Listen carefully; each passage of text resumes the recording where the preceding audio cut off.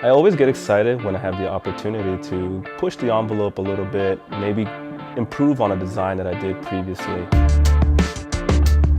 With this iteration, I got the opportunity to do that where I integrated several systems and pushed it further than any of my previous bicycles that I've produced in the past. In collaboration with one of my colleagues, Alex Zambrana, he kind of proposed an idea of creating a bar plug where it would house just the charger for the Di2 system. I thought to myself, that's a great idea, but can we actually take it a step further? And that's when I kind of had the eureka moment where I was like, well, can we integrate it actually into the frame itself? Can we build it as a part of the frame and not just an accessory or component to it? And I think with this project, I was able to achieve all that and kind of produce something very unique and something very clean.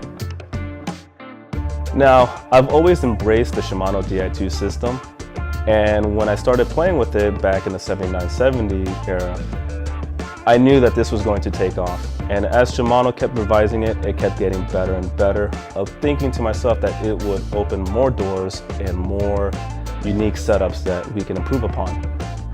With this iteration, I believe we kind of nailed that, and some people will claim that it's probably one of the cleanest Di2 setups on the market at the moment.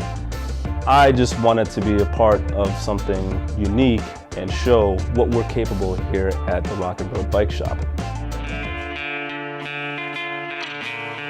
So after the proposal with Alex Zambrana, we actually started to mess around with some of the actual head units to see what was needed in order for us to create the circuits that we wanted to produce. After several days and long nights of actually taking apart, testing, retesting, and constantly testing to make sure that every component that we wanted actually worked, we finally hit a ground point where we had our eureka moment where everything finally came together and the whole system worked as we intended. As some of my previous builds, I reused again the Fox IRD system for the suspension front and rear, and we integrated the new step cast, which brought the weight of the bike down tremendously. I went ahead and also used the Shimano XTR Di2 M9050 to integrate the whole system all together using the internal battery.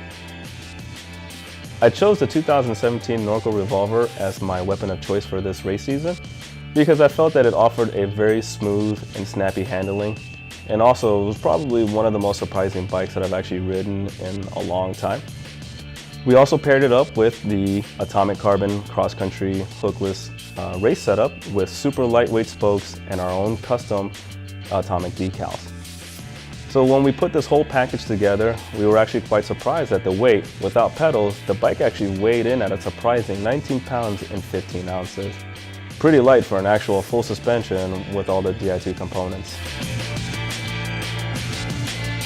And without further ado, I present you our latest creation from all of us here at the Rock and Road Bike Shop in Weston, Florida.